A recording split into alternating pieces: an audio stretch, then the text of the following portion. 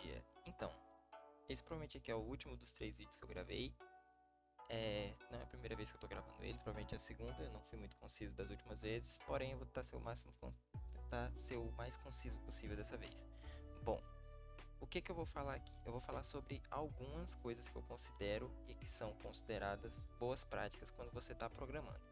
Bom, o que são boas práticas? Boas práticas é um conjunto de regras, não necessariamente regras, mas um conjunto literalmente de práticas que, se você seguir, o seu código tende a ficar mais limpo, mais conciso, você entende melhor, a pessoa que você mostra o código entende melhor e, de certa forma, ele fica mais aprazível aos olhos. Não que isso mude alguma coisa, a gente vai ver que em determinadas situações isso não muda nada. Bom, eu separei aqui num negocinho aqui do lado algumas das coisas que eu considero boas práticas e que eu pretendo falar aqui. Bom, a primeira boa prática que eu quero falar para vocês é sobre a indentação do seu código. Inclusive, já estou arrumando aqui um negócio de indentação porque eu não configurei isso aqui ainda nesse VS Code aqui. Depois eu tenho que botar isso nas configurações. Porém, bom, vamos lá. Isso aqui é um código já em C++. Eu vou botar como se eu estivesse programando em C++, mas não vai fazer alguma diferença. Boas práticas, elas tendem a servir em qualquer linguagem de programação. Vamos lá.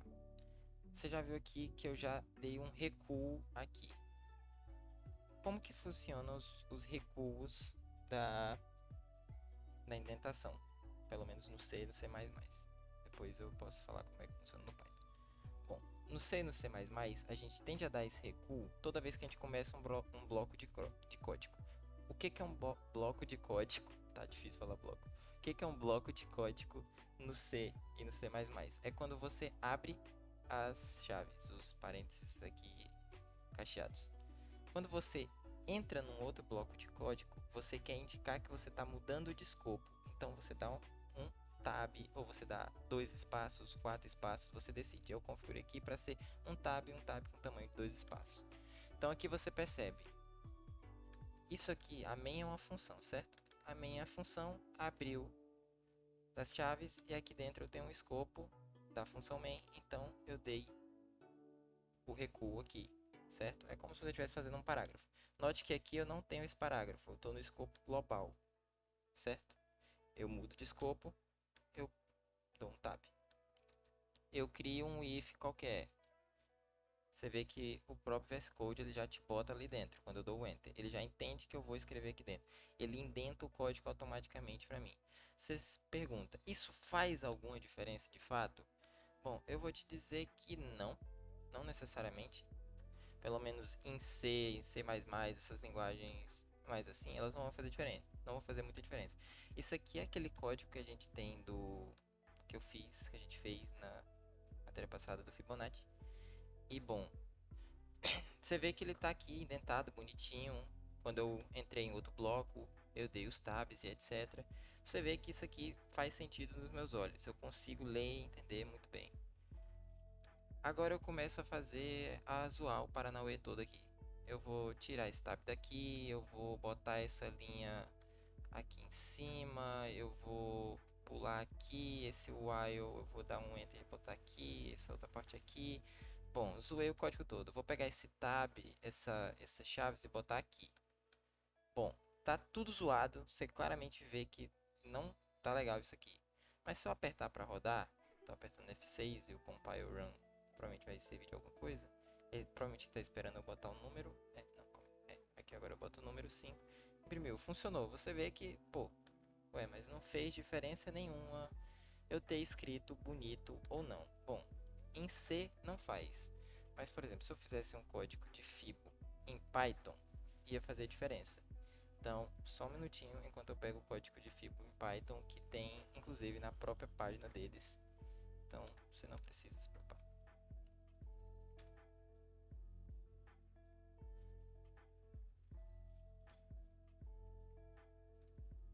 Bom, tá aqui o código de Fibo. Eu vou apagar uma dessas paradas aqui que não precisa.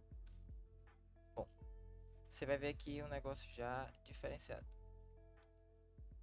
Note que se eu tirar a indentação daqui, o Python reclama. Isso é muito do tipo de linguagem que o Python é, da construção e etc, blá blá blá. Mas você vê que o Python ele não tem essas estruturas que o C tinha. Ele não tinha as chaves, ele não tem você não tem a indicação de fim de linha com ponto e vírgula. Então, bom, o Python ele entende as coisas quando você indenta. Então, assim, para o Python, indentação é importantíssima. Para o C, não faz diferença, como você pode ver. Ia rodar indentado ou mal indentado.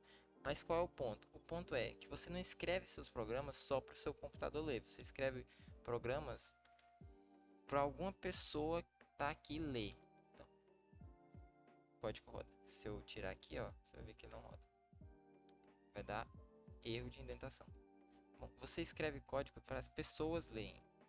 Então, assim, é interessante que você indente seu código bonitinho, deixe, assim, pelo menos de uma maneira legal, porque, bom, vai te evitar bastante dor de cabeça. Não que vai ser a coisa mais importante do mundo por agora, mas quando a gente for mexer com C, provavelmente vai ser legal que a gente indente bem o código. Indentação. Indentação, então, é a primeira coisa que eu quero falar. Bom, a segunda coisa que eu quero falar é declaração de variáveis. Por quê? É muito comum a gente ver código com variáveis que tem os nomes meio diferenciados, tipo essa própria aqui, A e B. Bom, esse código ele não é grande, ele tem 7 linhas. Eu entendo o que está acontecendo aqui em cada passo com A. Mas à medida que seu código vai crescendo, um A ele não é muito significativo. O A não explica nada daquela variável. Quando você lê assim, essa variável é a variável A. Bom, o que a variável A faz? Eu não faço a mínima ideia. Aí você pensa, se você tem um código de 70 linhas e na linha 67 está escrito um A e você tiver que voltar para a linha 6 para ler o que o A era. O A era um inteiro A que tinha um valor 10 e fazer algum bocado de coisa aqui no caminho, você percebe que você vai tendo um problema. E que problema é esse? É um problema simples de produtividade. Você está tendo que navegar seu código para você entender o que está acontecendo com a variável. Então, por isso, quando a gente trabalha com variáveis, a gente quer dar nomes significativos para ela. Essa variável é um número? Então, ela é um número. Ela é, por exemplo, a idade do usuário. Bom, ela é a idade do usuário. Então, ela é algo importante. Ela tem um nome significativo. Você consegue ler para o nome dela e saber o que ela significa. Não importa se ela está aqui ou está na linha 27. Você vai entender que ela é a idade do usuário por causa do nome dela. E você não vai precisar ficar resgatando o seu código para entender realmente o que ela estava fazendo, caso fosse o A. Bom, aqui você já viu que eu usei uma espécie aqui de como eu escrevi essa variável. Eu escrevi primeiro com I minúsculo. Quando eu mudei para a segunda palavra, eu escrevi com a letra maiúscula. Quando eu mudei de palavra de novo, eu escrevi com a letra maiúscula. O nome desse tipo de declaração de variável se chama camel case. O que é o camel case? O camel case é só uma convenção que se existe para você dar um nome de variável. Ele nome é camel case por causa que é como se fosse as costas do camelo. A cada mudança de nome você põe a letra em letra maiúscula e assim você segue sua vida. Bom, existem outras formas de fazer isso. A outra forma se chama snake case, que é do usuário. Vou botar a mesma coisa aqui só para você entender. Que quando a gente trabalha com snake case, o que você faz é dar um underline em cada nome da variável. Bom, isso aqui é você que decide qual você acha mais bonito ou qual que você quer usar. Cada uma tem suas convenções, mas em geral tudo vai ser escrito assim. Camel case, a primeira letra é minúscula, todos que vierem a seguinte, a primeira letra vai ser maiúscula.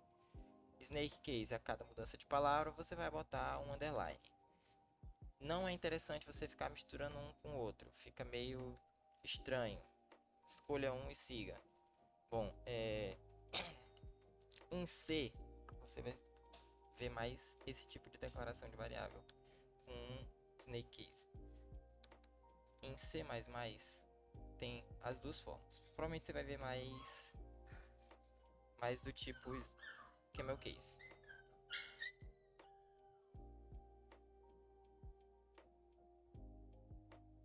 Tá, parei um segundinho aqui porque meu cachorro tava chorando.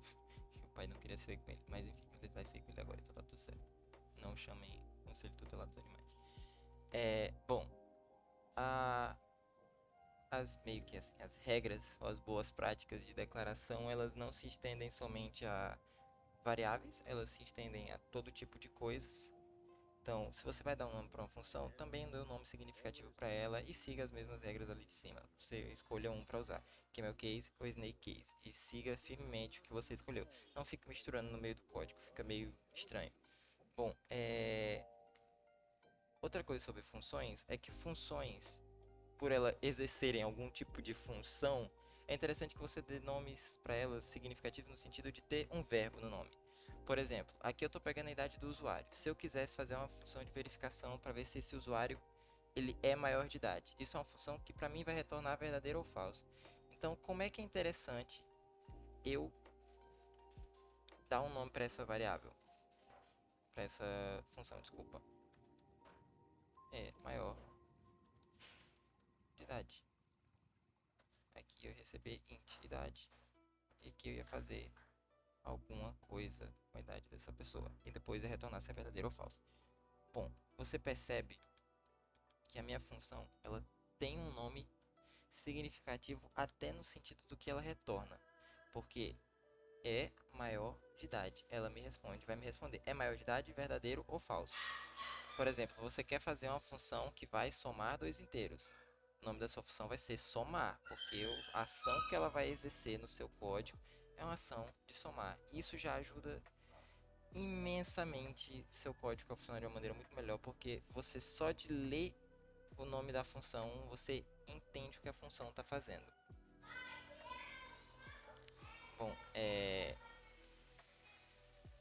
acredito que para falar de função é isso. Bom, o código limpo é algo bem simples. Pensa como um lema para você se levar no seu bolso assim, para sua vida. É o dry. O que significa dry? Don't repeat yourself. Ou seja, você vai fazer de tudo para evitar no meio do seu código você ficar repetindo coisas assim que você, sei lá, você fez mais de duas vezes aquela mesma coisa, você percebe que, bom, eu posso abstrair isso para alguma coisa.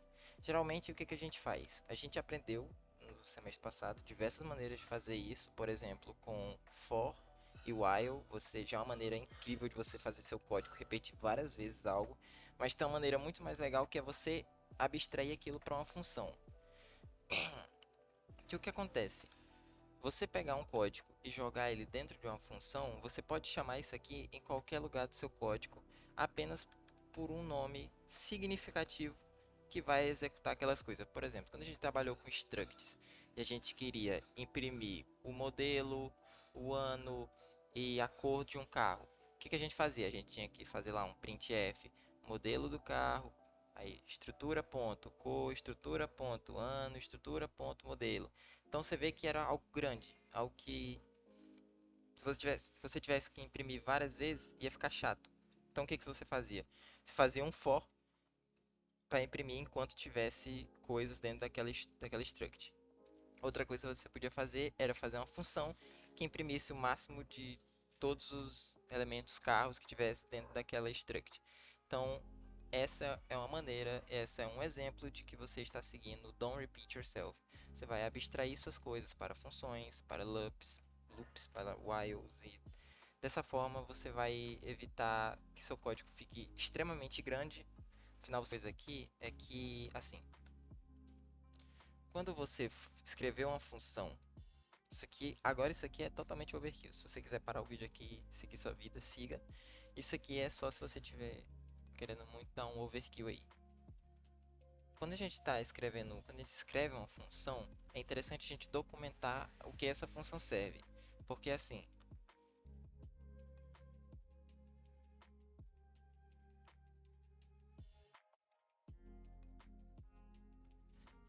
o que é você comentar seu código? Comentar seu código não é você fazer isso que eu estou fazendo aqui. A cada linha você está explicando o que seu código está fazendo, o que esse algoritmo está fazendo. Não. Isso é papel para outra coisa. Isso é um papel para, sei lá, você escrever um documento para alguma pessoa explicando o que seu negócio faz. Quando você está fazendo comentários no seu código, você quer ser conciso. explicar por linhas gerais o que aquilo vai fazer. Porque assim, se sua função já tem um nome significativo, você não precisa ficar explicando um monte de coisa. Você só fala assim, a função vai somar. A função vai somar. Pronto, acabou. Você não precisa ficar escrevendo um monte de coisa. Bom, aqui você escreve, por exemplo, os parâmetros que sua função recebe. A função recebe como parâmetro 2 inteiros. E aqui embaixo você escreve o que a função retorna. A função retorna a soma. Pronto. De preferência você diz o que ela retorna, o inteiro. Bom, você percebe que isso aqui não faz muita diferença em C e em C++, porque tudo isso aqui já são coisas que você consegue observar só aqui na declaração da função. Por exemplo, você sabe que ela vai receber 2 inteiros, você sabe que ela vai te devolver um inteiro, e pelo nome somar, você julga que ela vai somar. Você chega em Python, você não tem isso. Você chega em Python, você recebe aqui um valor n, mas o que é n? N é um inteiro, eu posso jogar um número quebrado aqui, o que acontece? Vamos testar. Ah, eu não sei, o que acontece? Ele dá os pulos dele, Python a mãe, ele vai parar aqui no meio do caminho. Então, assim, mas qual que é a ideia interessante aqui? É que esse n seja só um inteiro. Então aqui a gente podia fazer lá aquelas coisas de, essa função... se eu não me engano, Python não é assim. Python é comentário de várias linhas, é assim. Função retorna Fibonacci, blá blá blá blá blá blá. Os parâmetros dela, é preferível que sejam inteiros. E ela vai te retornar o quê? Aí já tava ali em cima, né? Porque eu fui otário, escrevi escreve os n's inteiros. Os n primeiros, no caso, né? N primeiros números da sequência de Fibonacci até n. Até n. Bom, é isso que a função retorna. Você percebe que você foi conciso. Tá claro que é uma função pequena, você entende isso aqui só de olhar. Mas, se for documentar, prefira por fazer algo assim. Em vez de escrever em cada linha, você escrever a função faz isso. Depois a gente salva as variáveis. Depois, enquanto o número for menor que blá blá blá, vai acontecer isso. Aqui eu estou printando e pulando espaço. Aqui eu estou trocando as variáveis de lugar. Aqui o código acabou e eu pulei uma linha. Aqui eu estou chamando a função. Não faça isso. Isso aqui você está enchendo seu código de coisas que não necessariamente vão te ajudar. Isso aqui provavelmente só vai aumentar o tamanho do arquivo, não vai ajudar em nada. Outra coisa, sei lá, não sei se não ficou claro o suficiente de comentários, como eu já tinha dito aqui, não faça comentários só na linha. Por exemplo, outro comentário aqui que é importante que aconteça tal coisa até o fim do programa. Aí assim, que coisa que tinha acontecido? Tal coisa. Tal coisa acontece em que linha? Acontecia na linha 24. Aí vocês têm que...